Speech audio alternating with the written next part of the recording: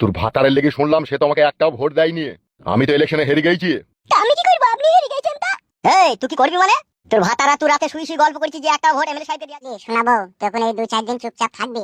আর কেউ যদি বাড়িতে এসে জিজ্ঞেস করে ফুটে কোথা, বলবি বাড়িতে নাই কো, ঠিক আছে? আমি এখন 2-4 দিন গা ঢাকা দিয়ে থাকছি।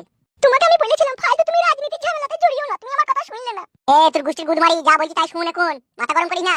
বুঝদি তো কাছিস ইলেকশনে হেরে গেছি, এখন লোক বাড়ি চলে আসবে কোনি, তাড়াহুড়ো করে মারতে, ওই জন্য তো শরীর লড়ি থাকতে হবে এখন, বুঝতে পারি না নাকি? গাড়ি মারাইছি, তুমি চলে গেলে আমি একা একা বাড়িতে কি করে থাকবো? আমার উপরে যদি কোনো অন্যায় হতে চায় তখন কি হবে? এই মংমারানি মাগি, তার জন্য পুলিশ প্রশাসন আসলো, তোরা তো চিন্তা কিসের? তুমি এই ছেলে তোর কিছু হবে না। আমি বাড়িতে থাকলে অসুবিধা আছে, বুঝতে পারি না কেন? দেখুন যে কোথায় থাকবে, কোথায় তুমি? রঘুনাথপুর চলে যাবো, ওখানে আমার একটা মাসি আছে, সেই মাসির বাড়িতে কোন 2-4 দিন যাই থাকবো। তাহলে আমিও তোমার সাথে যাবো। আরে বাড়া বুঝি না, এখানে সবাই বাড়ি থেকে চলে গেলে অসুবিধা আছে, লোকে বলবে সারা ভয়ে পালিয়ে গেছে তাই বলবে। তো থাক আমি চললাম, আমি 2-4 দিন পরে আইবো, থামথামা হয়ে গেলে ঠিক আমি আইবো। বেচাও ই কি রে বাল, মুখে কথা বুঝি না কেন বলতো? তো গরম দেখি বলছি কেন? যাও তো, বললাম তো যাও। বেশ ঠিক আছে চললাম।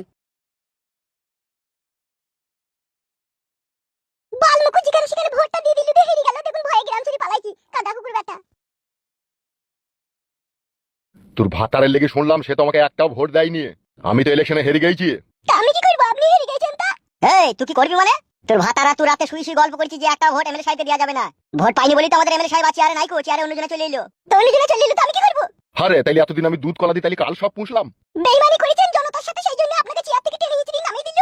বেইমানি কিসে বেইমানি করেছে? সবই তো দিয়েছি তোমাদেরকে।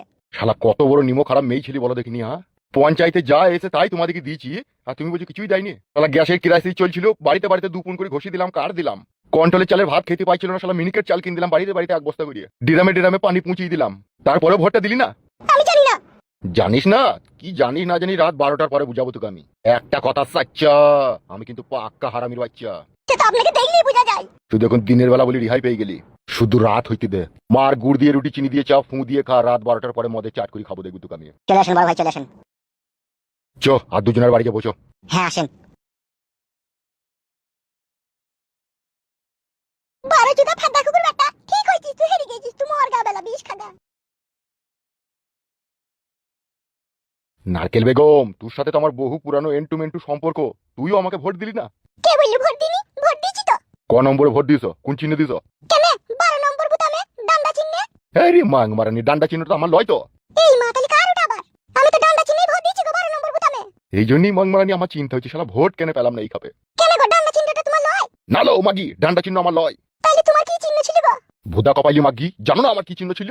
জানি না বলি তো, তা বলো কি চিহ্ন ছিল? আমার আন্ডা কর চিহ্ন ছিল মাগি। ওটা কি ডান্ডা চিহ্নের পাশেই ছিল নাকি? মাং মারানি মাগি, ডান্ডা চিহ্নর পাশে আন্ডা কর চিহ্ন থাকবে?